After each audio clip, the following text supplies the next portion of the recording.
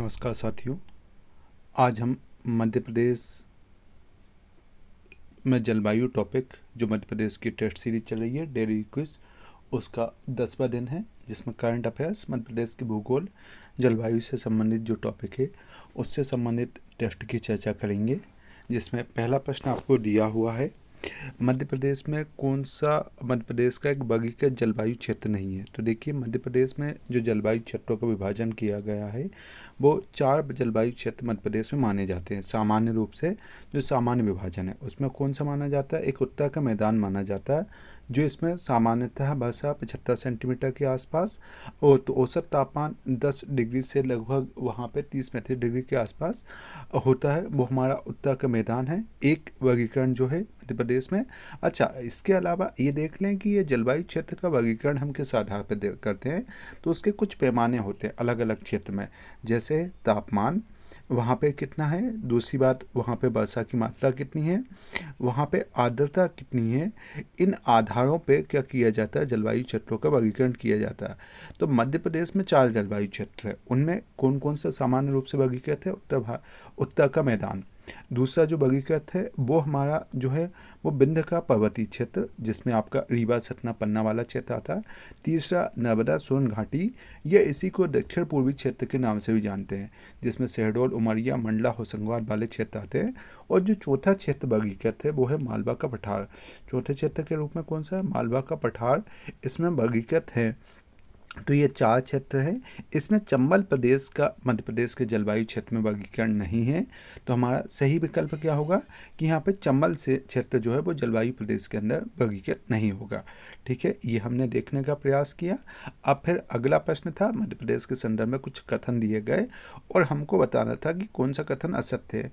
तो देखिए, मध्य प्रदेश में औसत वर्षा इन्होंने पूछा है कि 112 सेंटीमीटर। ये बात सही है कि मध्य प्रदेश में औसत वर्षा 112 सेंटीमीटर है। मध्य प्रदेश में अगर हम देखेंगे तो वर्षा की मात्रा लगातार पूर्वी क्षेत्र से पश्चिमी क्षेत्र की ओर कम होती जाती है। दक्षिण पूर्वी क्षेत्र में वर्षा ज़्यादा होगी, फिर अब अगर हम देखेंगे तो पश्चिमी क्षेत्र तक वर्षा कम होती रहती है। तो ये बात है। औसत वर्षा अगर मध्य प्रदेश में पूरा ईयर अलोंग देखें तो वो 112 सेंटीमीटर के आसपास होती है। बात सही है। मध्य प्रदेश में सर्वाधिक वर्षा, जैसे मैंने बोला, पूर्वी क्षेत्र तो वो बालाघाट है, दक्षिण पूर्वी क्षेत्र में बालाघाट आएगा, वहाँ पर होती है। मध्य प्रदेश में सबसे कम वर्षा जो है वो मुरैना जिला यहाँ पे बताया गया है। ये थोड़ा सा गलत दिया गया है। सबसे कम वर्षा जो होती है वो भिंड जिले में होती है। तो हमारा सही विकल्प क्या होगा, असत्य कथन कौन सा हुआ, आपका जो मुरैना जिला दिया उसकी जगह पे भिंड जिला यहाँ पे दिया जाना था। तो हमारा गलत कथन सी कथन यहाँ पे होगा। अगला, मध्य प्रदेश में कुछ पर्वत हैं, उन पर्वतों के संदर्भ में चर्चा की गई कि त्रिकुटा जो पर्वत है वो त्रिकुटा और गिद्धराज पर्वत, ये विंध्याचल पर्वत श्रृंखला के किस हिस्से में आते हैं। तो देखिए, त्रिकुटा पर्वत और गिद्धराज जो पर्वत है दोनों ही मध्य प्रदेश के उत्तर पूर्वी हिस्से, जिसको हम जानते हैं सामान्य नाम, जिसका हम किस नाम से जानते हैं, उत्तर पूर्वी हिस्से, मतलब रीवा उसके बाद सतना के आसपास वाला जो क्षेत्र है वहाँ पे त्रिकुटा पर्वत और आपका कौन सा पर्वत पाया जाता है, गिद्धराज पर्वत पाया जाता है। अगर मध्य प्रदेश के मैप में हम देखें तो मध्य प्रदेश में जो विंध्याचल पर्वत श्रृंखला है इसका 3 हिस्सों में विभाजन करते हैं। एक मेन विंध्य श्रेणी, उसके बाद दूसरी जो भांडेर श्रेणी, और तीसरा जो होता है वो केमो श्रेणी। विंध्य श्रेणी को हम पश्चिमी हिस्सा मानते हैं, उसके बाद जो भांडेर श्रेणी है ये मध्य हिस्सा है, और जो आपका केमो श्रेणी है ये पूर्वी हिस्सा है। तो जो आपके पर्वत यहाँ पे पूछे गए, चाहे त्रिकुटा पर्वत जिस पर मैया का सादा माता का मंदिर है, ये गिद्धराज पर्वत, ये सारे के सारे जो आते हैं वो किस श्रेणी के अंतर्गत आते हैं, केमो श्रेणी के अंतर्गत। और केमो श्रेणी जो है वो विंध्याचल का कौन सा हिस्सा है, तो केमो श्रेणी विंध्याचल का पूर्वी हिस्सा है। तो सही विकल्प हमारा क्या आएगा, सी विकल्प आएगा, क्योंकि ये केमो श्रेणी के अंतर्गत रहते हैं, केमो श्रेणी के अंतर्गत आते हैं। ये बात हमने यहाँ पे देखने का प्रयास किया। फिर आपका अगला प्रश्न था कि सतपुड़ा पर्वत श्रेणी प्रदेश में, सतपुड़ा पर्वत श्रेणी इस प्रदेश में किस प्रकार की मिट्टी की प्रधानता होगी। तो देखिए, सतपुड़ा पर्वत श्रेणी प्रदेश को हम देखें तो सतपुड़ा पर्वत श्रेणी प्रदेश मध्य प्रदेश के सबसे दक्षिण हिस्से में विस्तारित है, वो भी पूर्वी सतपुड़ा, पश्चिमी सतपुड़ा और आपकी मैकाल श्रेणी के रूप में विभाजित है। अब इसमें देखें तो इसका जो पश्चिमी हिस्से वाला है और जो महादेव श्रेणी आती है इसमें तो काली मिट्टी पाई जाती है। साथ ही साथ जो पूर्वी हिस्सा है जिसको हम अमरकंटक या मैकाल श्रेणी के नाम से जानते हैं, हैं, यहाँ पे लेटराइट मिट्टी पाई जाती है। तो इसमें काली और लेटराइट मिट्टी की प्रधानता होगी, सही विकल्प होगा डी। काली और लेटराइट मिट्टी की प्रधानता कहाँ पे? सतपुड़ा श्रेणी के अंतर्गत पाई जाती है। दो प्रकार की मिट्टी मिलती है, इसके पश्चिमी हिस्से में काली मिट्टी और पूर्वी हिस्से में लेटराइट मिट्टी हमें प्राप्त होगी। ये बात हमने देखी। अब उसके बाद अगला प्रश्न था कि मालवा की सबसे ऊंची चोटियों का सही क्रम क्या है। मालवा में कुछ पर्वत चोटियाँ, पर्वत श्रृंखलाएं, उनकी आपको क्रम पूछा गया है। तो देखिए, मालवा में सबसे ऊंची चोटी जो है वो सिगार चोटी है, जो लगभग कितने हैं 881 मीटर के आसपास मानी जाती है, सिगार चोटी। दूसरी चोटी जानापावा चोटी है, जो 854 मीटर के आसपास मानी जाती है। तीसरी चोटी वहाँ पे जो है वो आपकी कौन सी? हजारी चोटी है, ये 810 मीटर के आसपास मानी जाती है। तो सही विकल्प हमारा ए यहाँ पे होता है, ए यहाँ पे हमारा सही विकल्प होगा। अगला आपका प्रश्न करंट से यहाँ पे था कि होली के अवसर पे इंदौर में एक सम्मेलन होता है, इंदौर में एक सम्मेलन आयोजित होता है जिसमें हास्य व्यंग्य की अनोखी प्रस्तुतियाँ दी जाती है। इंदौर में आयोजित होता है पहली बात, और हास्य व्यंग्य का वहाँ पे क्या दी जाती है? प्रस्तुति। तो देखिए, ये हास्य व्यंग्य की प्रस्तुति देने वाला जो सम्मेलन है उसको हम बजरबट्टू सम्मेलन के नाम से जानते हैं। ये इंदौर में आयोजित होता है। टेपा सम्मेलन हमने देखा था कि ये आपका उज्जैन में आयोजित होता है। बजरबट्टू जो सम्मेलन है इसको हम हास्य व्यंग्य के सम्मेलन के रूप में जानते हैं, और ये इंदौर में आयोजित होता है। अगला ये कुछ डाटा दिया गया है मध्य प्रदेश के जो इकोनॉमिक सर्वे था, उस इकोनॉमिक सर्वे जो लेटेस्ट वाला आया, उस इकोनॉमिक सर्वे के कुछ डाटे को यहाँ पे हमने कोट किया और पूछा है कि कौन सा कथन गलत है। तो देखिए, मध्य प्रदेश में राष्ट्रीय राजमार्गों की कुल लंबाई 8,853 है, जो नए इकोनॉमिक सर्वे के अनुसार। स्टेट हाईवे की कुल लंबाई 11,389 किलोमीटर के आसपास इसमें होती है। मुख्य जिला मार्गों की जो लंबाई बताई गई है नए वाले इकोनॉमिक सर्वे में, वो 22,691 किलोमीटर के आसपास बताई गई है, 22,691 किलोमीटर। तो ये बात यहाँ पर थोड़े से गलत दी गई। इसके अलावा BOT, बिल्ट ऑन और ट्रांसफर, मतलब जहाँ पे सड़कें निर्मित की जाती है किसी प्राइवेट ठेकेदार के द्वारा, किसी संस्था के द्वारा, वो उससे टोल वसूलते हैं और वापस राज्य सरकार को या केंद्र सरकार को हस्तांतरित कर देते हैं। तो ऐसे राजमार्गों की संख्या, लंबाई टोटल कितनी बताई गई है? 4,669 के आसपास बताई गई है ना। अब इसमें अगर देखें तो ये ऐसी सड़कें होती हैं, सामान्य भाषा में आप समझ लें तो जहाँ से गुजरने के लिए हमको क्या देना पड़ता है? टोल टैक्स देना पड़ता है। तो आपका सही विकल्प यहाँ पे कौन सा आता है? सी विकल्प, क्योंकि ये 32,000 दे दिया गया, जबकि सही में वहाँ पे 22,000 के आसपास होता है, यानी कि ठीक है। अगला आपका जो प्रश्न था वो कौन सा प्रश्न है? स्माइल योजना का संबंध, स्माइल योजना का संबंध पूछा गया। तो देखिए, अभी सामाजिक न्याय और अधिकारिता मंत्रालय भारत सरकार का, कौन सा? भारत सरकार का सामाजिक न्याय अधिकारिता मंत्रालय। कौन सा मंत्रालय? सामाजिक न्याय और अधिकारिता मंत्रालय के द्वारा क्या किया गया? सामाजिक न्याय अधिकारिता मंत्रालय के द्वारा स्माइल योजना प्रारंभ की गई।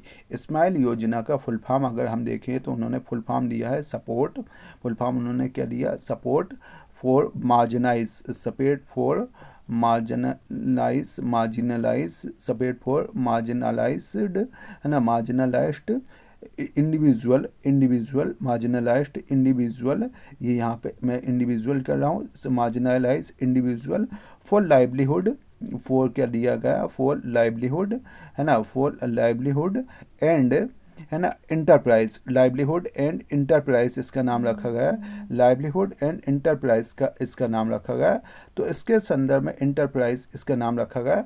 तो ये योजना जो है वो ट्रांसजेंडर समुदाय और भिक्षु जो रहते हैं उनके लिए लाई गई है, ताकि उनमें छात्रवृत्ति उनको प्रदान कर सके, उनका कौशल विकास प्रदान कर सके, उनको स्वरोजगार प्रदान कर सके, उनके अंदर एक प्रकार से अपने आप की अपने आर्थिक सशक्तिकरण को बढ़ाया जा सके।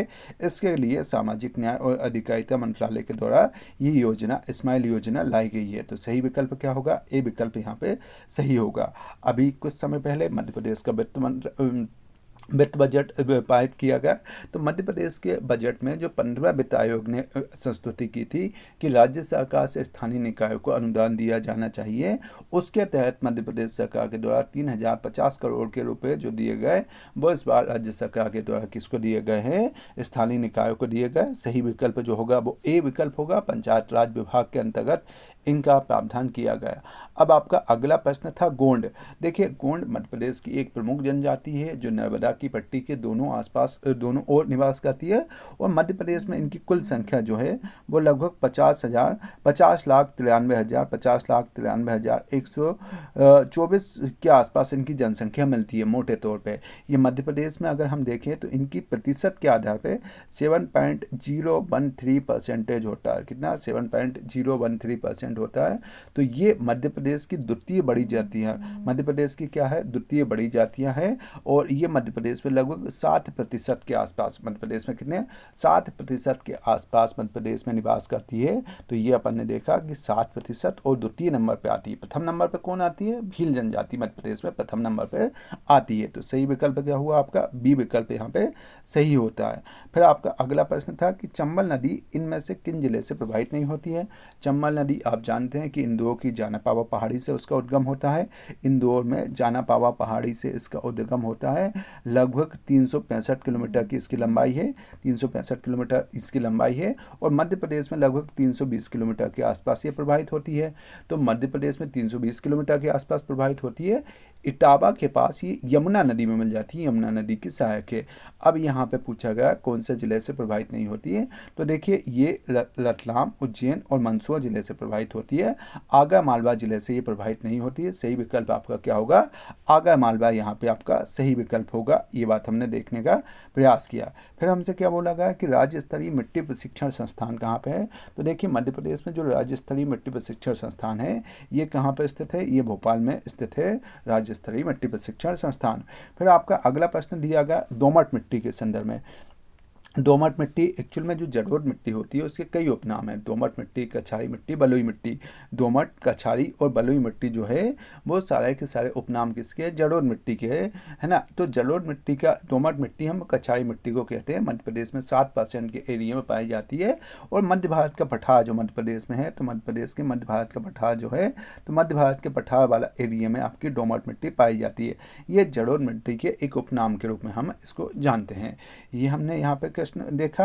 अब आपका अगला जो प्रश्न आता है कि मध्य प्रदेश में औसत वार्षिक तापमान, मतलब साल भर का अगर हम औसत तापमान निकालें तो मध्य प्रदेश में कितना पाया जाता है?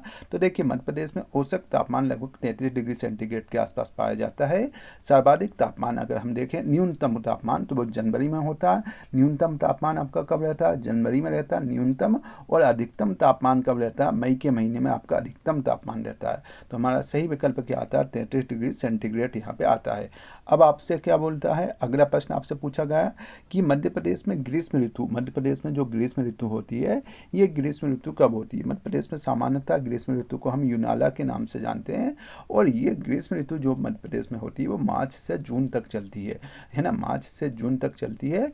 तो इसको हम ग्रीष्म ऋतु के नाम से जानते हैं। ये मार्च से लेकर जून तक मध्य प्रदेश में सामान्यतः ग्रीष्म ऋतु होगी। अगला आपका प्रश्न पूछा गया था कि A.R. सुब्रमण्यम और टी मन नारायण के द्वारा मध्य प्रदेश को कितने जलवायु क्षेत्रों में बांटा गया?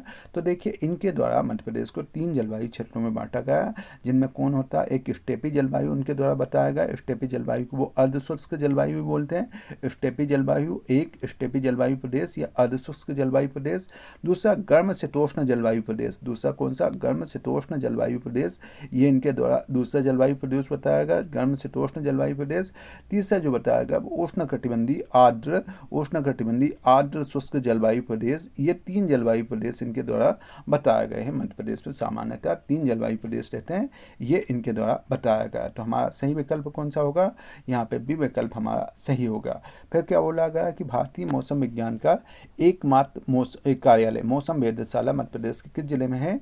तो देखिए मौसम वेधशाला जो स्थित है वो इंदौर जिले में स्थित है। इंदौर जिले में स्थित है। इसकी स्थापना 2013 में की गई थी। और ये ऋतु संबंधी आंकड़ों को एकत्र करने का काम करती है। किसको? ऋतु संबंधी आंकड़ों को एकत्र करने का काम मौसम वेधशाला में किया जाता है। फिर हमने अगला क्या देखा कि यहाँ पे आपको चयन करना था कि गलत कौन सा है। यहाँ पे गलत का आपको चयन करना था। तो देखिए गलत में दिया गया ग्रीष्म, जिसको हम सामान्यतः यूनाला के नाम से जानते हैं, ये बात सही है। ग्रीष्म ऋतु को यूनाला के नाम से। शीत ऋतु को जो सामान्यतः जाना जाता है वो शीत ऋतु को सियाला के नाम से जाना जाता है। शीत ऋतु को जो जाना जाता है वो सियाला के नाम से। एक्चुअल में जो शीतकाल में वर्षा होती है उसको मावठ बोलते हैं। शीतकाल में जो वर्षा होती है किसके कारण, पश्चिमी विक्षोभ के कारण जो वर्षा होती है उसको हम मावठ के नाम से जानते हैं। तो यहाँ पे जो शीत में मावठ लिखा है वो सही फिट हो नहीं रहा है। वर्षा में देखेंगे तो वर्षा ऋतु को चौमासा कहते हैं, ये बात भी सही है। ग्रीष्म को यूनाला कहते हैं, ये भी सही है। और सर्वाधिक वर्षा पचमढ़ी में होती है, ये बात भी सही तरीके से दी गई है। शीत ऋतु को एक्चुअल में हम सियाला के नाम से जानते हैं। और जो मावठ यहाँ पर दिया गया है, ये मावठ है क्या, तो ये मावठ जो है वो एक्चुअल में शीतकालीन वर्षा है जो पश्चिमी विक्षोभ से होती है ना, पश्चिमी विक्षोभ से होती है शीतकालीन वर्षा। पश्चिमी विक्षोभ से होने वाली शीतकालीन वर्षा को मध्य प्रदेश में मावठ के नाम से हम जानते हैं। तो यहाँ पे सही कथन आपका कौन सा आता है, बी ऑप्शन इस प्रश्न का आपको सही निकल के आता है। अब क्या बोला गया कि अभी तक यानी 8% अभी तक सर्वाधिक तापमान कहाँ पे दर्ज किया गया। तो देखिए अभी तक सर्वाधिक तापमान सन 2008 में जो था वो कहाँ पे, खजुराहो में 49.2%, 49.2 डिग्री सेंटीग्रेड, 49.2 डिग्री सेंटीग्रेड दर्ज किया गया। इसके अलावा गंज बसोदा में भी 1995 में 48.9 दर्ज किया गया था। तो इन दोनों में अगर हम देखेंगे तो हमें सर्वाधिक कहाँ पे मिल रहा है, खजुराहो में। ये कब दर्ज किया गया, 2018 में दर्ज किया गया। तो सही विकल्प हमारा कौन सा है, खजुराहो यहाँ पे सही विकल्प आपका रहेगा। फिर आपका अगला प्रश्न कौन सा आता है, तो अगला प्रश्न हमारा अगला प्रश्न यहाँ पे आपको दिया गया था कि मध्य प्रदेश में किस स्थल पे मानसून अरब सागर और बंगाल की खाड़ी दोनों से ही क्या होता है, दोनों से ही वर्षा प्राप्त होती है। तो देखिए बंगाल की खाड़ी में अरब सागर से आपको वर्षा प्राप्त होती है। दक्षिण पूर्वी मध्य प्रदेश में जो वर्षा प्राप्त होती है वो ज़्यादातर आपको वर्षा प्राप्त होती है, वो कहाँ से, बंगाल की खाड़ी से प्राप्त होती है। सतपुड़ा में भी ज़्यादातर वर्षा बंगाल की खाड़ी से प्राप्त होती है। जो विंध्य प्रदेश है इसमें दोनों से ही वर्षा प्राप्त होती है। तो हमारा सही विकल्प जो आएगा वो विंध्य प्रदेश यहाँ पे हमारा सही विकल्प रहेगा। ये हमने देखने का प्रयास किया। तो आपका सही उत्तर जो होता है कौन सा होता है, आपका सही जो उत्तर होता है वो ए विकल्प यहाँ पे सही होता है। आप सभी का बहुत बहुत धन्यवाद। उम्मीद है कि आप इनके अनुसार अपनी तैयारी को बेहतर गति और दिशा दे पा रहे होंगे। धन्यवाद आप सभी का।